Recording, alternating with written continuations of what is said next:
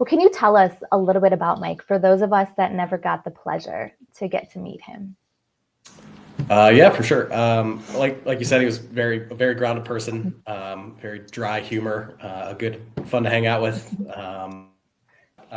But just an amazing person to be around, most loving person in the world. And we were lucky to know him, and he was my godfather. So I had kind of that extra close relationship. And then, yeah, again, being so close in proximity, I mean, it just brings us together that much more. And hell of a golfer, I'll say that. And, yeah, just a good person through and through.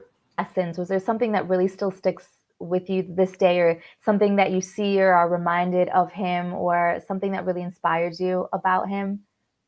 Absolutely. I mean, it was sort of a lesson in tragedy with how he approached this diagnosis, internally, and how he handled it, and how he didn't want people feeling sorry for him, and he was strong as ever throughout the end, up until the end. So it's something that can be learned, maybe not explicitly, but just a demonstration of such a tremendous human being, and the strength that came with.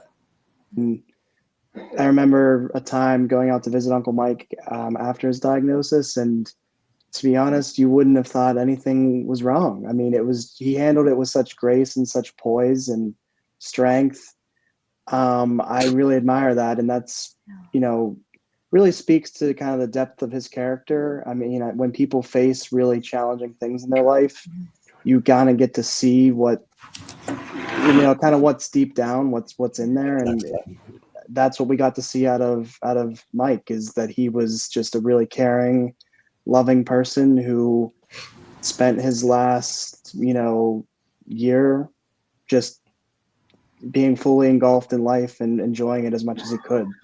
Just getting to talk to you a little bit, it seems like it's definitely some of those qualities run pretty deep in this family. So I think you passed it on, and you picked it up from just being around. Yeah, I feel honored to be a part of the Lavelle family, and that just moving to Chicago, Kyle and I are both from the Cleveland, Ohio area. So we kind of left our parents and kind of started this new life out here, and really looked to Uncle Mike and his Aunt Maureen as kind of our adoptive parents out here. And even myself, I just had joined the family in 2021 when we got married.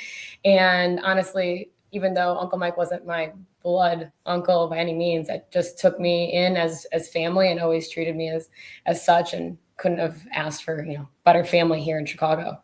Like I said, just, being a part of the family, I've always felt love from Uncle Mike and Aunt Maureen, and it's just been, an honor to be a part of the family, and learned so much, kind of to echo what Patrick and Kyle have said, learned so much through him and his strength.